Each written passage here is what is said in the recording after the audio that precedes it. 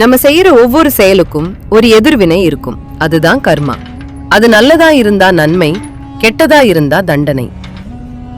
ஆனா இந்த கர்மா எப்ப முடிய போகுது?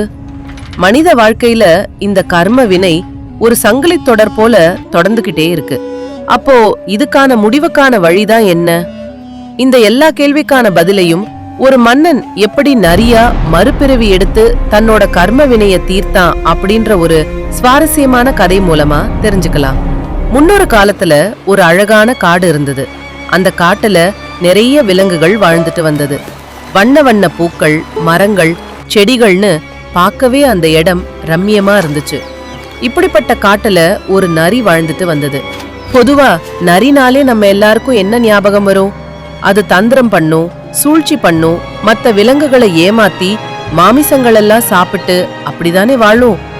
ஆனா இந்த கதையில வர நரி கொஞ்சம் வித்தியாசமா இருந்தது. என்னன்னு தெரியல, இந்த நரிக்கு மாமிசம்னாலே பிடிக்காது. காட்டுல கிடைக்கிற பழங்களை தான் சாப்பிடும், காய்கறிகளை தான் விரும்பி உண்ணும். அது மட்டும் இல்லாம எப்பவுமே அமைதியான இடத்தை தேடி அலைஞ்சுகிட்டே இருக்கும்.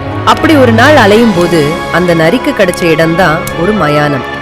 பிணங்கள் எல்லாம் எரிக்கப்பட்டு அந்த இடத்துல ஆள் நடமாட்டமே இல்லாமல் பிணந்தின்னும் கழுகுகள் தவிர வேற யாருடைய தடையுமே இல்லாத ஒரு மயானத்தில் தான் அந்த நரி வாழ்ந்துட்டு இருந்தது.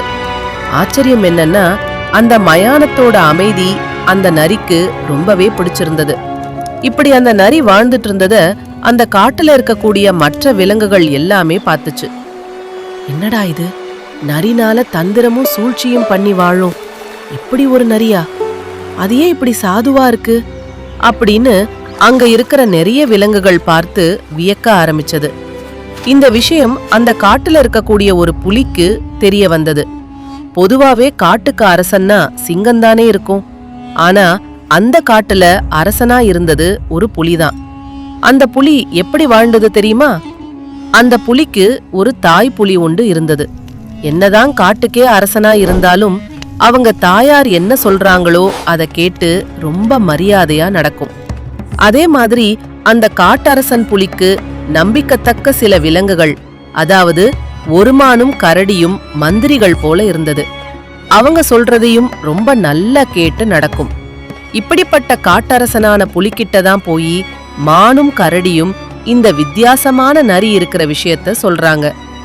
அரசே, மயானத்துல ஒரு நரி இருக்கு. அது சுத்த சைவம், ரொம்ப அறிவாளி மாதிரி தெரியுது அப்படின்னு சொன்னாங்க. இத கேட்ட உடனே அந்த புலிக்கு அந்த நரிய எப்படியாவது தன்னுடைய அரசவையில ஒரு அமைச்சராக்கிரணும் அப்படின்ற ஆசை வந்தது. அதனால மான் கிட்டையும் கரடி கிட்டையும், நீங்க போய் எப்படியாவது அந்த நரிய தன் வசப்படுத்தி கூட்டிட்டு வந்துடணும். அந்த வித்தியாசமான நரிக்கு என்னுடைய அரசவையில ஒரு பெரிய பதவியை கொடுக்கணும்னு ஆசைப்படுறேன் அப்படின்னு சொல்லி அனுப்புது. முதல்ல கரடி போய் நரி கிட்ட பேசுது. எங்கள் அரசர் உங்களை கூப்பிடுறாரு, உங்களுக்கு பெரிய பதவி காத்திருக்கு அப்படின்னு மரியாதையா கூப்பிட்டது. ஆனா நரி உடனே மறுத்துருச்சு. எனக்கு பதவி மேல ஆசை இல்ல, நான் இப்படியே இருந்துக்கிறேன் அப்படின்னு சொல்லிருச்சு. கரடி என்னென்னவோ சொல்லி பார்த்துச்சு. ஆனா நரி கொஞ்சம் கூட தன்னுடைய முடிவுல இருந்து மாறவே இல்ல. கரடிக்கு ரொம்பவே கவலை வந்துருச்சு. அந்த கவலையோட போய் மான் கிட்ட சொல்லுச்சு. மான் சொல்லுது, இனிமே இது என்னோட பொறுப்பு, எப்படியாவது நரியோட மனச நான் மாத்திருவேன் அப்படின்னு நம்பிக்கையோட போச்சு. மான் நரிக்கிட்ட போய் என்னென்னமோ ஆசை வார்த்தைகள் எல்லாம் சொல்லி பாக்குது. ஆனா நரி தன்னுடைய முடிவுல உறுதியா இருந்தது. நான் அரசவைக்கு வரமாட்டேன், நான் யாரு கூடயும் பழக மாட்டேன், நான் தனியாதான் இருப்பேன், என்ன விட்டுருந்த அப்படின்னு தீர்க்கமா சொல்லிருச்சு. மானும் கரடியும் தினமும் வந்து நந்த நரியை தொந்தரவு பண்ணிட்டே இருந்தாங்க. நரிக்கு ஒரு கட்டத்துக்கு மேல இது ரொம்ப தொந்தரவா இருந்தது. தன்னால அமைதியா அந்த இடத்துல இருக்க முடியலே அப்படின்னு நினைச்சது. அந்த இடத்துல இனிமே இருக்க கூடாதுன்னு முடிவெடுத்துச்சு. நள்ளிரவு நேரம் அந்த மயானத்துல இருந்து கிளம்புது. அடர்ந்த காட்டுக்குள்ள போகுது. ரொம்ப தூரம் நடந்து போனதுக்கு அப்புறமா ஒரு குகை தென்பட்டது. அந்த குகையோட வாயில்ல ஒரு துறவி ஒருத்தர் ஆழ்ந்த தவத்துல அமர்ந்திருந்தாரு. அந்த துறவிய பார்க்கவும் அந்த நரிக்கு என்ன ஆச்சுன்னு தெரியல. அப்படியே அந்த துறவி முன்னாடி அமைதியா நின்றுச்சு. அவ்வளோ நேரம் ஆழ்ந்த தவத்துல இருந்த அந்த துறவி தம் முன்னாடி ஏதோ ஒண்ணு நிக்குதுன்னு உணர்ந்து கண்களை திறந்து பாக்குறாரு. கண்களை திறந்து பார்க்கவும் அந்த துறவி முன்னாடி அந்த நரி நிக்குது. அந்த நரியை பார்க்கும் போதும் அவருக்கு தன்னுடைய ஞான திருஷ்டியால பல விஷயங்கள் தெரிய வருது. அப்படி என்னவெல்லாம் விஷயத்த அவர் தெரிஞ்சுக்கிட்டாருன்னு பார்க்கலாமா? பல ஆண்டுகளுக்கு முன்னாடி புரிகன் அப்படின்னு ஒரு நாடு இருந்தது. அந்த நாடு ரொம்ப செல்வ செழிப்பா பசுமை நிறைந்து ரொம்ப அழகா இருந்தது. ஆனா அந்த நாட்டுல உள்ள மக்கள் யாருமே சந்தோஷமா இல்ல. ஏன் தெரியுமா? அந்த நாட்டை ஆண்டுட்டு வந்தது மோரிகன் அப்படின்னு ஒரு அரசன் தான். அந்த அரசனுடைய கொடுங்கோல் ஆட்சியால மக்கள் எல்லாரும் ரொம்ப கட்டுப்பாட்டுக்குள்ள வேதனையோட இருந்தாங்க. பல வன்முறையான சட்டங்கள் எல்லாம் போட்டு ஏதோ கைதி மாதிரி அந்த நாட்டுக்குள்ள மக்கள் எல்லாரும் வாழ்ந்துட்டு இருந்தாங்க. ஆனா இந்த மோரிக மன்னர் ஒரு தீவிர சிவபக்தன். என்னதான் கொடுங்கோல் ஆட்சி செஞ்சு மக்கள் எல்லாரையும் கஷ்டப்படுத்தினாலும் தினமும் அதிகாலையில எழுந்து சிவ பூஜை செய்யாம அவருடைய பொழுதை ஆரம்பிக்கவே மாட்டாரு. அந்த அளவுக்கு தீவிர பக்தி. இப்படி இருக்கும்போது ஒரு நாள் ஒரு துறவி மன்னரை பாக்கறதுக்காக அரண்மனைக்கு வராரு. அந்த துறவி மன்னரை பார்த்து சொல்றாரு, உங்களுடைய நாடே செல்வ செழிப்பா இருக்கு. ஆனா உங்களுடைய ஆட்சியால மக்கள் ரொம்பவே கஷ்டப்படுறாங்க. நீங்க எதுக்காக இப்படி பல பாவங்களை சேர்த்துக்கிறீங்க? உங்களுடைய கொடுங்கோல் ஆட்சிய மாத்திக்கோங்க அப்படின்னு எவ்வளவோ சொல்லி பார்த்தாரு.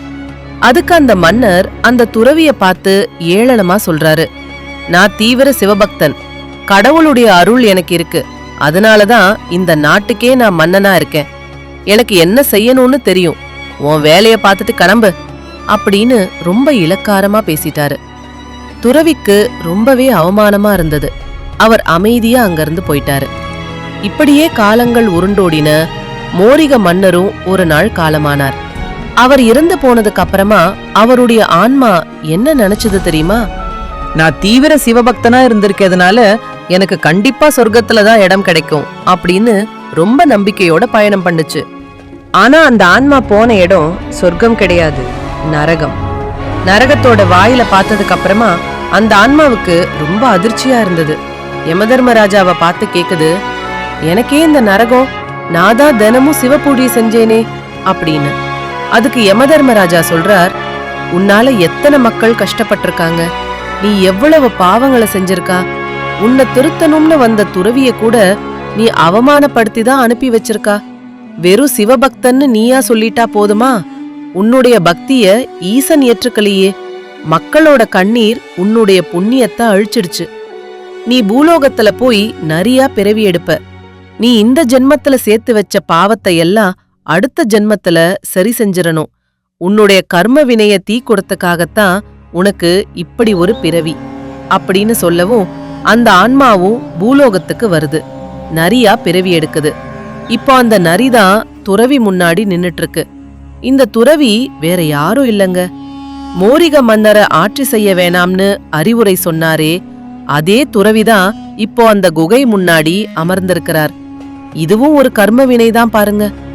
துறவி தன்னுடைய ஞான திருஷ்டியால நடந்த எல்லா விஷயத்தையும் தெரிஞ்சு கொண்டதுக்கு அப்புறமா நரிக்கிட்ட அதனுடைய பிறவி நோக்கம் என்ன அப்படின்னு சொன்னார். நரியே, நீ போன ஜென்மத்துல செஞ்ச பாவத்தை கழிக்கத்தான் இந்த பிறவி. இதோ இந்த காட்டரசன் புலி உன்னை அவனுடைய அரசவைக்கு அமைச்சராகணும்னு கூப்பிட்டுட்டே இருக்கானே, நீ அங்க போ.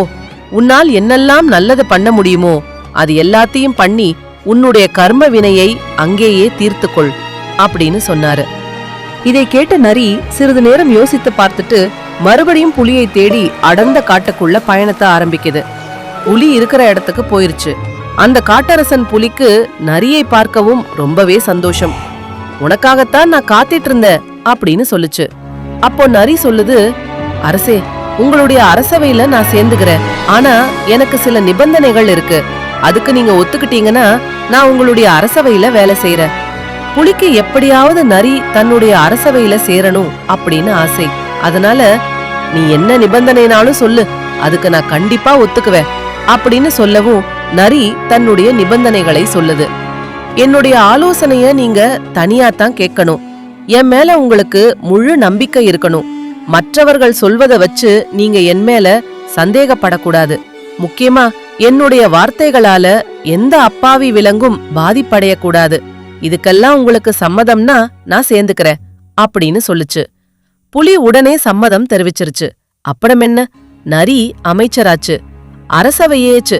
அரசவையே ரொம்ப நேர்மையா வழி நடத்துச்சு. அங்க நடந்த அட்டூழியங்கள் எல்லாத்தையும் ஒழிச்சிருச்சு. நரியோட புத்திசாலித்தனத்தால அந்த காடே ரொம்ப அமைதியா மாறுச்சு. ஆனா விதி யார விட்டது?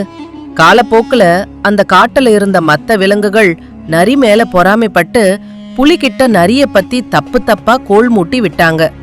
இந்த நரி உங்களுக்கு துரோகம் பண்ணுது அப்படின்னு தொடர்ந்து சொல்லவும் ஒரு கட்டத்துல புலிக்கு நரி மேல சந்தேகம் வந்துருச்சு.